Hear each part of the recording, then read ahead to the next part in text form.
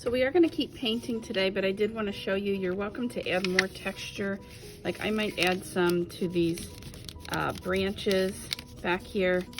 Not everything, but just something if you want to add those. Like these are the branches in my picture. So you could always add some extra things to that. I might do some different colors. So that'll help before we paint to give it some dimension. So you decide if you want to add any of that extra stuff.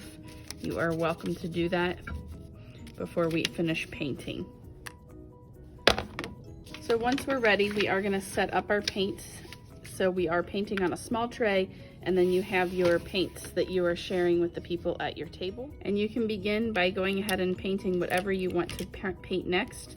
So as a reminder, we get the paintbrush wet, we put a little puddle in the color we want to use, and then you can start putting that on top of the area that you want those colors.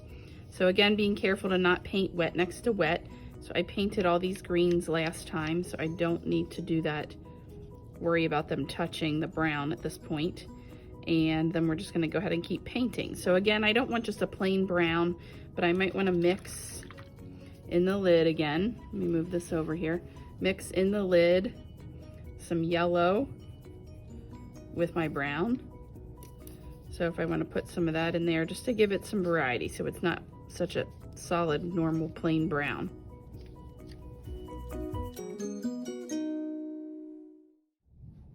So another technique is to wet the paper, like I'm gonna wet my sky, with just plain water. This will help the colors blend a little better because I wanna do multiple colors in my sky. So I'm just getting the sky area wet before I start adding that color. And this goes pretty quick. And then I can paint on top of that wet space. And you can watch as I paint what happens.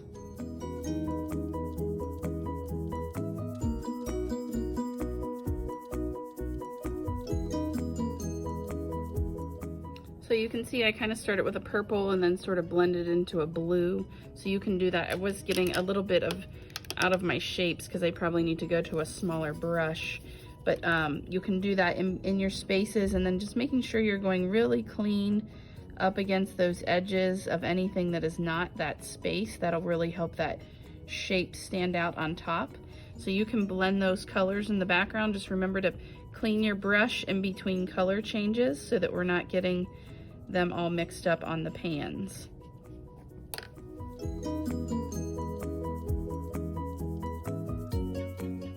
So paint as much as you would like for the day, and then any of your dry areas, like we painted the leaves and some of the iguana last week, you can put another coat if you want something darker.